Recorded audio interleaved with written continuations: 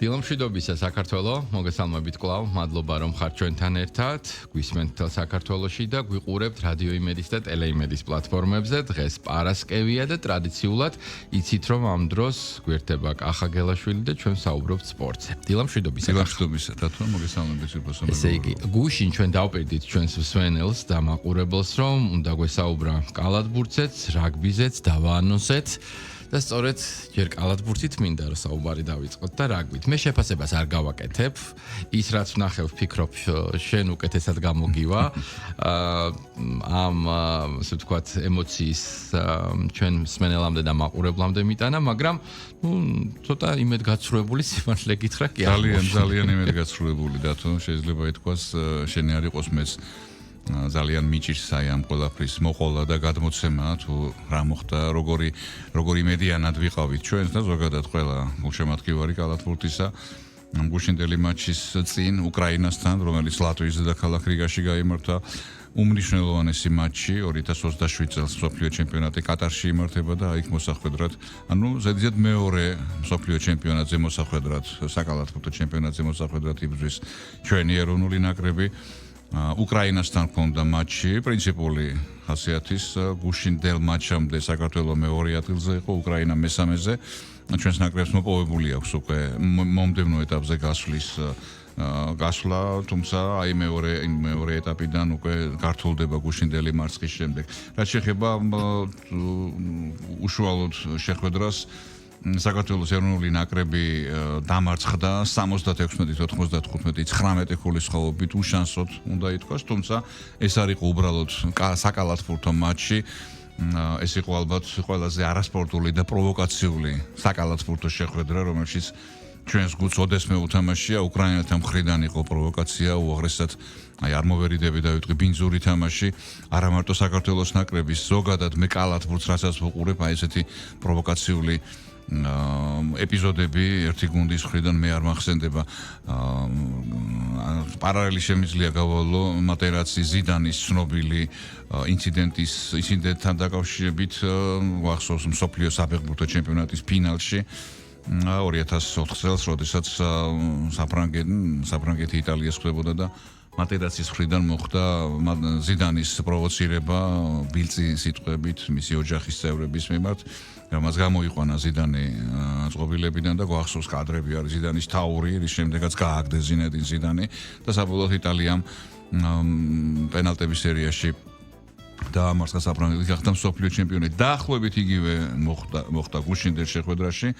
სკანდალური ეპიზოდი მეორე-მეოთხედის მე-7 წუთისთვის განვითარდა, ამ დროს დაფიქსირდა მეტოქემ არასპორტული საქციელითა და ბილწი ლექსიკით ასევე წყობიდან გამოიყვანა წყობილებიდან ჩვენი ნაკრების ერთ-ერთი ლიდერი, ნატურალიზებული ამერიკელი მცველი მარკიზ რიდი, საკმაოდ გაწონასწორებული კალათბურთელი, ვისაც უნახავს მისი მატჩები საკლუბო დონეზე, არ არის თქვა ესეთი ფიცხიან თქვა რაღაც დიდი რეაქციული კალათბურთელი, მაგრამ ეხლა წარმოიდგინე რა, ესე იგი როგორ მიმართა მას ლექსიკით, რომ ესეთი მოკლედ ემოციები ვერ მოთოკა, გამოხატა რეაქცია და მსაჯებისგან ზედიზედ ორი ტექნიკური ჯარიმა მიიღო, ორი ტექნიკური ჯარიმა გაძევება დაახლოებით როგორც ფეხბურთში ორი ყვითელი ბარათი.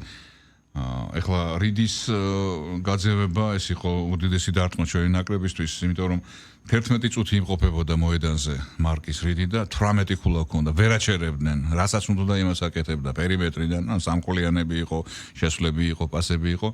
ანუ მისი ნეიტრალიზება იყო საჭირო და ეს გაკეთდა აი ესეთი ბინძური მეთოდებით. აღსანიშნავია რომ უკრაინელთა მხრიდან რითან კონფლიქტი ვისაც მოუხდა, გააძევეს ის კალათბურთელის ალექსანდრ კობზისტი, ესეთი ყველასათვის უცნობი კალათბურთელი, ღრმასად ათარიგო უკრაინის ნაკრებისა, საერთოდ 2-3 წუთის არ ეძლევა ხოლმე ამ კალათბურთელს თამაშის საშუალება. სულ რაღაც 2 წუთი შესული იყო მოედანზე და მისი ესე დავალება იდეალურად ფშხალებში, რა თქმა უნდა, შეასრულა, გააგდებინა მარკიზ რიზი. თუმცა ეს არ იყო ეხლა მართალია ყავს ჩვენ ისეთი კალათბურთელები, რომელსაც შეუძლიათ ნებისმიერი მატჩის შემოbrunება და ტოლსტორად ვაექრობა მიუხედავად აი ამ წამყვანი ერთ-ერთი წამყვანი კალათბურთელის დაკარგვისა. მაგრამ უხეშობა და არასპორტული თამაში უკრაინელთა მხრიდან გაგრძელდა მთელი მატჩის მანძილზე ბოლო პერიოდში მეოთხე ჩიმსაჯებმა დისკვალიფიკაცია მისცეს ჩვენს კიდევ ერთ სამყარო კალათბურთელს ცენტრ გოგა ბითაძეს ისიც გააძევეს მოედნიდან გარდა ამისა მეტოქის აი ამ ასეთმა აგრესიულმა თამაშმა და რეაქციამ ამ თამაშზე თავისი ვთქვათ კვალი პოვა კიდევ არასპორტული ჯარიმები დაისაჯა ალექსანდრე ფევაძე და ასევე კახა ჯინჯარაძე რაც შეეხება ოფიციალურ ოქმში იქ სერია რომ საქართველოს ნაკრებს სულ 31 პერსონალური ჯარიმა ჰქონდა 31-ჯერ დაჯარიმდნენ ქართველი კალათბურთელები მეტოქემ კი 33 საჯარიმოდ ხორცის უფლება მოიპოვა აი ესეთი თამაში იყო ნერვების თამაში შეიძლება ითქვას და საბოლოოდ მარცხი 19 ქულა 76-95 შემდეგ მატჩის შემდგომ პრეს კონფერენციაზე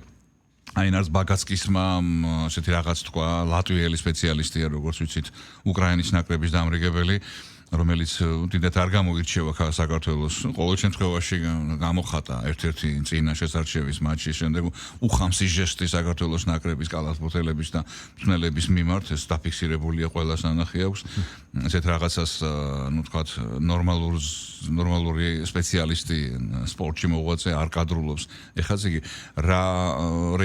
იგი რა შედეგს ელოდითო რომ რიდი არ გაიგდოთო და მე არ ვიცი არ ვარ წინასწარ მეტყველიო ჩვენო საქართველოს კი არ ვეთამაშებითო ჩვენო საქართველოს ნაკრებს ვეთამაშებითო ხო ესე გამიჩნდა სპორტი და ქვეყანა ესეთი განსხვავება გააკეთა თუმცა კი მაინც ესეთი რაღაც თქვა რომ გინდას არ გაიგდოთ მაინც მოვიგებდითო ესეთი პათოსი გამოსჭიოდა მის პასუხში ასე რომ საქართველოს ნაკრებმა წააგო ეს ძალიან მნიშვნელოვანი მატჩი ოქროს ფასი აქვს როგორც იტყვიან თითოეულ ქულას ამ შეხვედრა ამ სატურნირო ცხრილის ხრივ ოფიციალურად მესამე ადგილზე გავა უკვე საქართველოს ნაკრები ვიყავით მეორეზე სამი გამსვლელი ადგილია 4-დან 3 გუნდი გადის გასულები ვართ მაგრამ აი მეორე ეტაპზე ეს ქულები გადაგხვება და ხვდებით სხვა ჯგუფის სამ საუკეთესო გუნდს რომლებსაც სუმცირე ნუ სამ-სამი მოგება ექნებათ თითოეულ მოგებას უდიდესი მნიშვნელობა ექნება აი ეს ორი ჯგუფის აქედან 3 გუნდი იქიდან 3 გუნდი რო შეერთდება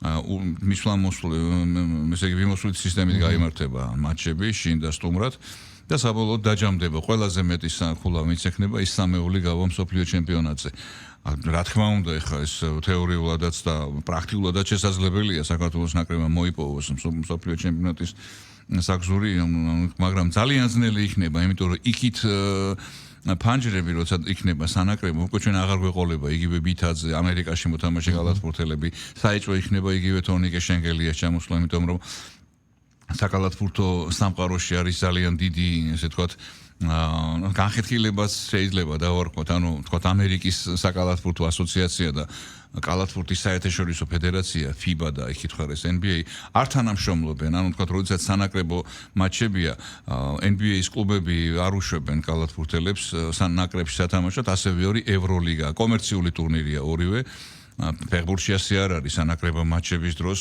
ნებისმიერი კლუბი ვალდებულია ფეხბურთელი ნაკრებში გაუშვეს კალათბურთში არ არის ასე სამწუხაროდ ანუ შემდეგი მატჩები როცა იქნება შემდეგი ფანჯრის ჩვენ მოგვიწევს ფონს გასვლა ამერიკელი ლეგიონერების გარეშე თორნიკე შენგელია ნებისმიერ დროს ახერხებს ხოლმე ჩამოსვლას თუმცა თავად განსაჯე არის ხოლმე შემთხვევა როდესაც 3-4 დღეში უწევს 3 მატჩის ჩატარება სპეციალური ჩარტერული რეისით გადმოფრინდება ხოლმე ნაკრების მატჩში მონაწილეობის შესახებად, როცა გუშინ წინ თამაში ჰქონდა საკლუბო დონეზე, ევროლიგაზე, ბარსელონაში და აქედან ათამაშები ჩადის უკვე ისევ კლუბში სათამაშოდ, რა თქმა უნდა, ხა თორნიკე შენგელი აღარ არის პატარა ბიჭი 22-23 ასაკი თავის ეშვება ფიზიკური მძლავრი დატვირთვები, ვიცით რომ შენგელიას წინა პანჯრის დროს რაღაც გულთან დაკავშირებული მცირე პრობლემები ჰქონდა. ასე რომ არის ხა იქ მარტო სპორტსმენზე არ არის და მისრულზე იქ ექიმები არიან ჩარეული, იქ სპეციალური სტაფია, რომელიც პასუხს აღებს კალათბურთელის პასუხს აღებს კალათბურთელის თამაშზე. საინტერესოა, როდესაც ამგვარ პროვოკაციულ ქმედებებს ძალიან გამიზნულად და მიზანმიმართულად აქვს, ასე ვთქვათ, ადგილი კონკრეტული სპორტსმენის მხრიდან, გუნდის მხრიდან. რას ემსახურება ეს, როგორ ფასდება? როდესაც ვთქვათ, ძლიერი მეტოქია და გინდა უბრალოდ ფსიქოლოგიური ზემოქმედება მოახდინო მასზე, თუ კიდევ არსებობს, ვთქვათ, გარკვეული პრაქტიკა ან ისტორია ცნობს, ასე ვთქვათ, იმგვარ შემთხვევებს, როდესაც შეიძლება იყოს კიდე სხვა მიზეზები, რის გამოც გადმოდიხარ ასეთ თავდასხმაზე. ხო, რა თქმა უნდა, სპორტული ნებისმიერი სპორტის ერთგვარი გარისკვაც არის, ხო? იმიტომ რომ მხოლოდ ასე ვთქვათ, მოწინააღმდეგე არ ისჯება, შენც ისჯები ამით, მაგრამ გარკვეული დივიდენდი უნდა გქონდეს ალბათ. მე ასე მგონია და რა მიზანს ემსახურება ხოლმე ამგვარი აქციელი. ესე იგი, გამარჯვება ნებისმიერ ფასად პირველ რიგში არის, ახლა ის აქ არ არის, რომ აი ვთქვათ სპორტული და იქ ვაშკაცური ბრძოლა და რაღაც.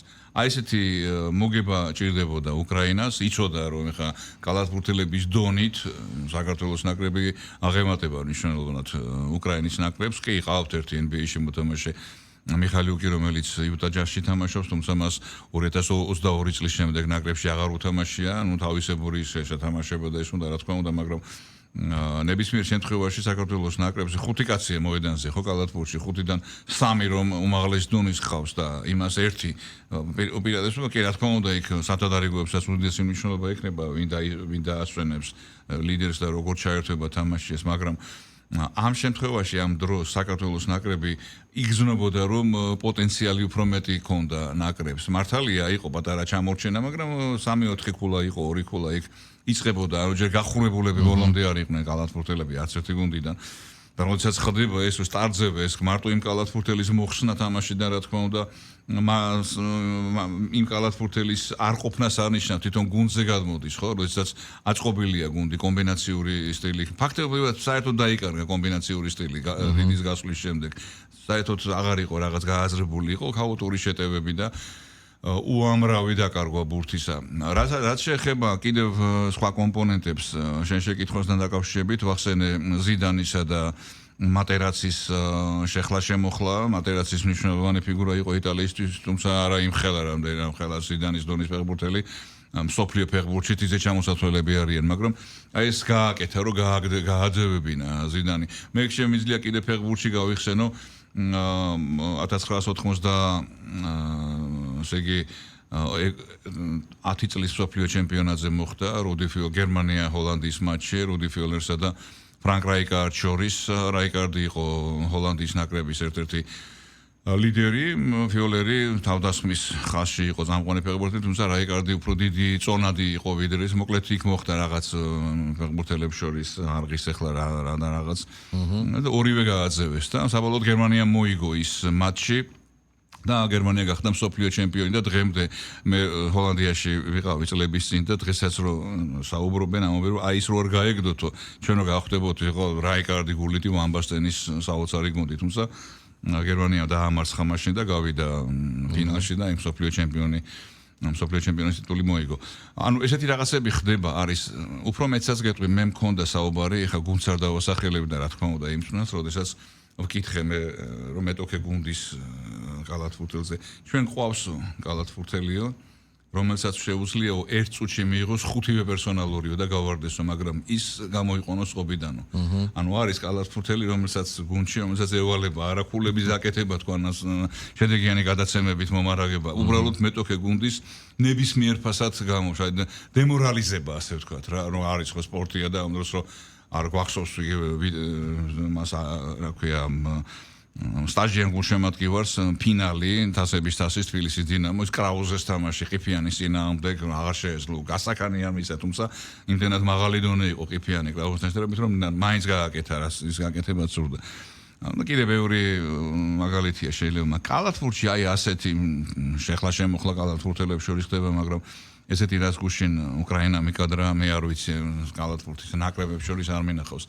აი ეს არის დავით ჩემი აზრით ახლა პასუხი შენს კითხვაზე რომ ნებისმიერ ფასად გამარჯვება თუნდაც ეს იყოს არასამართლიანი fair play ქვია ესეთი ტერმინია ფეხბურთშია და ყველგან არის სამართლიანი თამაშის პრინციპი. აი ეს პრინციპი გუშინ არ იყო, თავარი იყო მოგება და მიაღწიეს მოგებას. ეგ არის ტაბლო, რასაც იტყვიან, ეს ანგარიში რჩება თაობებს, მაგრამ იქ რა მოხდა, როგორ მოხდა, ეგ უკვე არავის არ ეცოდინება. თავარი უკრაინა მოიგო ეს მატჩი, გავიდა მეორე ადგილზე. 3 მოგება აქვს, 2 მოგება საქართველოსთან. და ერთი დანიასთან, ხა დანიას ხდება, ზე გვაქვს თამაში ესპანეთთან. ესპანეთი პირველ ადგილზეა გუშინ ესპანეთმა უპრობლემოდ მოუგო დანიის ნაკრებს მადრიდში და 5-5 მოგება აქვს. ეხლა ზეგ 5 ივლისს თბილისში არენაზე გველის მატჩი ოთარ ქორქიას და ნოდარ ჯორჯიკიას ლეგენდარული ქართველი კალათბურთელების სახელს ატარებს თბილისი არენა ვეძახით უნივერსიტეტის ქუჩაზე.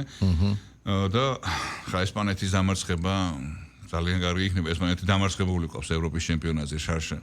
და უნდა მოვიგოთ ეს 3 მოგებით უნდა გავიდეს ნაკრები 3 მოგება ბრწყინვალე შედეგი იქნება ხა უკრაინას არ მოგება გუშინ და პლუს ესპანეთსაც შეიძლება ითქვას რომ გასულები იქნებოდნენ სოფლიო ჩემპიონატზე ხო ნუ რას ვიზავთ სპორტია ესეც და კი ბატონო რაგბიზე გადავიდეთ აქაც ვერ მივიღეთ ის შედეგი რაც გვაწყობდა და გვინდოდა ხო, ნუ რაგბთან დაკავშირებით რაც შევგუში ვისაუბრეთ რაგბზე, მთავარი პათოსი არა მარტო ჩვენი საუბრის ზოგადად მიმოხილვის არის ის რომ აი ეს პრესტიჟული ტურნირი რაგბში 20-ლამდელთა მსოფლიო ჩემპიონატი მეორე ტარდება საქართველოში რაც მსოფლიო რაგბის მხრიდან უდიდესი დაფასება არა მარტო ჩვენი რაგბის კავშირი ზოგადად ქვეყნის საქართველოსი მე მახსენდება ადრეც მithქვამს როდესაც შარშან ასაკობრივი ევროპის ჩემპიონატი გაიმართა კალათბურთში თბილისი არენაზე მანამდე სტამბოლში იყო დაგეგმილი თუმცა რაღაც გარკვეული პოლიტიკური არეულობების გამო გადმოიტანეს ეს ტურნირი თბილისში და იქ ბოსნია ჰერცეგოვინას სურდა რამდენიმე ქვეყანას სურდა მასპინძლობა ეს დამატებითი შემოსავალია ხომ ტურისტული სექტორი იქნება ეს თუ თქვათ ცნობადობის ამაღლება თუ სპონსორები და ასე შემდეგ და ფიბა შეუვალი აღმოჩნდა გაიმართება საქართველოსშიო და რატომ მაინც და მაინც საქართველოსშიო და პასუხი იყო ცალსაღარამაც მე და ალბათ ყველა ჩვენგანი გაახარა რომ საქართველოს დღესდღეობით არის ევროპაში ერთ-ერთი ყველაზე უსაფრთხო ქვეყანა შარშან აი ამ აგვისტოში გაიმართა და რამდენიმე თვით ადრე გადასცა რომ თბილისში უნდა გამართულიყო იგივე ასე ვთქვათ საწყისი იქნებოდა მე ასე მგონია საქართველოში ჩატარება ნუ გარდა იმისა რომ 2017 წელს იგივე ეს ტურნირი ჩატარდა უმაღლეს დონეზე დღემდე ამბობენ მსოფლიო რაგბიში რომ საქართველოში ჩატარებული 20-ლამდელთა მსოფლიო ჩემპიონატი ამ ტურნირის არსებობის ისტორიაში არის საუკეთესო ხო რაც შეეხება უშუალოდ გუშინდელ მეორე ტურის მატჩები გაიმართა გუშინ თბილისი და ქუთაისი მასპინძლობს როგორც ვთქვით და აი თბილისში საქართველოს ნაკრებმა მსოფლიოს მოქმედ ჩემპიონ სამხრეთაფრიკასთან ჩაატარა ეს მეორე ტურის შეხვედრა აქ არისო რა თქმა უნდა ეს ცოტა ოცნების დონე იქნებოდა რომ აფრიკისთვის მოვიგო მაგრამ რაგბში სხვანაირად ხდება ყველაფერი რაგბში ძლიერი ყოველთვის ამარცხებს სულს ას ფეხბურთი არ არის კალათბურთის იგივეა გარკვეულწილად გუნდური სახეობა ორივე მაგრამ ასე ვთქვათ ინდივიდუალურ საწყისებზე დამყარებული ანუ ძლიერი გუნდი ყოველთვის უგებს სულს ფეხბურთში შეიძლება სუსტმა მოუგოს თქვათ გაიტანოს გოლი ჩაждდეს დაცვაში და იმან ვერ გაიტანოს და მოკლედ რაგბში ძლიერი ყოველთვის სამხრეთ აფრიკა არის კიდევ არ გამეკვირდება რომ წელსაც ამ ნაკრებმა მოიგოს მსოფლიო ჩემპიონატი 33-5 დასრულდა ეს შეხვედრა დაწყება იყო ბრწყინვალე ლელოთი დავწინაურდით 5-0 თუმცა შემდეგ უკვე წავიდა მოკლედ სამხრეთ აფრიკა ჯგუფში პირველ ადგილზე 10 ქულით გუშინ მოიგო ჩვენმა კიდევ ერთმა თანაჯგუფელმა უელსის ნაკრებმა რომელმაც დიდი სხვაობით დაამარცხა ურუგვაი 47-0 არ და პირველ ტურში ურუგვაისთან უელსთან წავაგეთ 24-25 თავისუფლად შეიძლება და უელსი რო დაგვემარცხებინა ჯგუფში მეორე ადგილზე ხა ურუგვაის მოუგებენ მე მგონი ურუგვაის უნდა მოვუგოთ მაგრამ ანუ ესეც რას ვიზავთ ახლა საქართველოს ნაკრები ჯერჯერობით მესამე ადგილზე 2 ბონუს ქულით უელსთან აღებული ის 2 ქულა ნაკლების ხოვობის აგებაზე და ლელოებზე მიღებული 1 ქულა ბოლო ტური 7 ივლისს გაიმართება ჩვენი მეტოქე ურუგვაი იქნება პირველი გამარჯვების იმედად ვართ სხვა მატჩების შედეგებს რაც შეეხება მე ცალკე გამოშვებაში ვისაუბრებ ახლა ამის შენ მოგეცემ ამის შესაძლებლობა მოდი ფეხბურთზე საუბრით დავასრულოთ ჩვენი დღევანდელი დილის ეთერი მსოფლიო ჩემპიონატი გრძელდება მაგრამ ვიდრე უშუალოდ მის შეფასებას მოვისმენ შენგან მინდა კიდე ერთი კარგი ამბავი გავაჟღეროთ ანდრია კვირიკაძე საფეხბურთო კლუბ პარიზში გადადის ეს არის პარიზი და არა პარი სენ-ჟერმენი. 18 წლამდე ფეხბურთელთა კიდე ერთი ძალიან მაგარი წარმატება და გითხარი ამ კლუბზეც და თავად ანდრიაზეც. ეხლა ანდრია კვირიკაძე 18 წლის ფეხბურთელი თბილისის დინამოს აკადემიის აღზრდილი გახლავს, ისევე როგორც ხვიჩა, ისევე როგორც ურიკო დავითაშვილი, იგივე მამარდაშვილი თბილისის დინამოს ესე ტალანტების სამჭედლო ყოველთვის იყო, მაგრამ ეს ბოლო პერიოდი აგერ მაგალითი არის იგივე ანდრია კვირიკაძე. ახალგაზრდა ტალანტი ასე უწოდებენ საფრანგეთში და მან თავი გამოიჩინა UEFA-ს ახალგაზრდულ ლიგაზე, კვიპროსული ლარნაკას წინააღმდეგ ბრწყინვალედ ითამაშა, ხა ევროპული კლუბების, მდიდარი კლუბების სკაუტები, ანუ სპეციალისტები, რომლებიც აკვირდებიან ფეხბურთელებს და შემდეგ ცდილობენ შედარებით იაფად ჩაიგდონ ხელში და თქვათ მე ან ზვირად გაყიდონ, ან კლუბს გამოვადნენ, ხო? და ესეთი ყველგან ბიზნესია რა ვაკვირდები. ბიზნესია, ფაქტობრივად ბიზნესია, ატრიალებს ყველაფერს. კარვასლა იყიდე გაყიდე. კარვასლა, მაკარი კი. ხო. საინტერესო რაღაც უწერია პარიზის საფეხბურთო კლუბ პარიზის კი აბსოლუტურად მართალი ხარ, არის საფეხბურთო კლუბი პარიზი და არის პარი სენ-ჟერმენი, ამაზეც ორი სიტყვით მოგახსენებთ. ესეთი განცხადება გაკეთებული, რომ ესე იგი ამ ახალგაზრდა ქართველი ფეხბურთელის ტრანსფერი სრულად პასუხობს საფეხბურთო კლუბ პარიზის სურვილს გააგრძელოს გუნდის აღშენებლობა, მაღალი პოტენციალის მქონე ახალგაზრდა ფეხბურთელების შეძენა, რომლებსაც შეუძლია თავიანთი წვლილი შეიტანონ კლუბის სპორტულ პროექტში. ეს არის პარიზის კლუბის ოფიციალური განცხადება. 4 წლიანი კონტრაქტი გააფორმა კვირიკაძემ პარიზულ კლუბთან. ხვიჩა კვარაცხელია შემდეგ ანდრია არის მეორე ქართველი, რომელიც საფრანგეთის დედაქალაქის საფეხბურთო ცხოვრებაში გაერევა. ანუ პარიზული დერბი, PSG პარიზი არ არის ახლა რა თქმა უნდა იმდენად საინტერესო იმხევა, PSG არის მსოფლიო დონის გრანდი, საფეხბურთო კლუბი პარიზი კი 2025 წელს შანშან გადავიდა უძლიერესთა შორის ლიგა 1-ში და ჯერჯერობით შორს არის. რაც შეეხება მცირე ისტორიას, 1969 წელს დაარსდა კვირიკაძის პარიზი, ხოლო 1970 წელს კვირიკაძის პარიზი დაერქვა. კი, ხვიჩას, კი ბატონო, კვარას PSG ერთი წლის შემდეგ 1970 წელს შემდეგ გაერთიანდა ეს ორი კლუბი. ესე იგი პარის სენ-ჟერმენს ერქვა სტად სენ-ჟერმენ და ამას პარი და შეიქმნა ამ გაერთიანების კლუბების გაერთიანების შედეგად პარი სენ-ჟერმენი, თუმცა დაახლოებით 3 წელში 3 წლის მერე 1972 წელს უფრო ზუსტად დაიშალა ისევ ეს კლუბები, პარი სენ-ჟერმენს დარჩა სახელწოდება და გააგრძელა ცალკე განვითარება, საფეხბურთო კლუბმა პარიზმა კი ცალკე დაიწყო უკვე მოღვაწეობა, ასე ვთქვათ, ეს კლუბი 10 წლეულების განმავლობაში ძირითადად ქვედა ლიგებში გამოდიოდა და შარშან 2025 წელს დაწინაურდა ლიგა 1-ის უძლიერესთა შორის ასპარეზობის უფლება დაბრუნდა უმაღლეს ლიგაში და რაც შეეხება კლუბის მფლობელს 2024 წელს შეიძინა ცნობილმა ფრანგმა მილიარდერმა აქციათა საკონტროლო პაკეტის მფლობელი გახდა ფრანგი მილიარდელია ბერნარ არნო, სადღაც 150 მილიარდ ევრო და შეფასებული მისი ეს ქონება და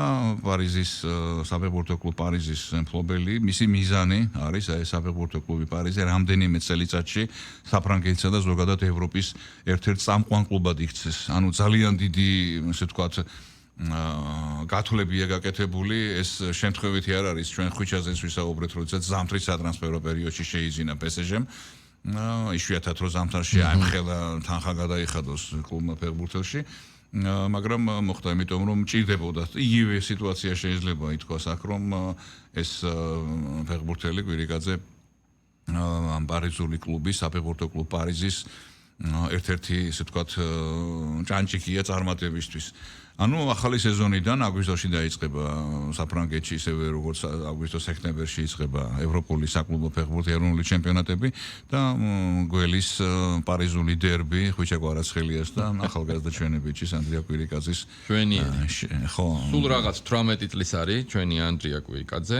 წარმატებები უსურვოთ მას. წარმატებები უსურვოთ ასევე ჩვენს სვენელს და მაყურებელს და ვუთხრათ რომ შენ მათ დაუბრუნდები ეთერში 11 საათიანი, 2-იანი და 5 საათიანი საინფორმაციო შემდეგ. მე კი დროებით აგემშვიდობებით და მადლობას გადაგიხდით ყურადღებისთვის.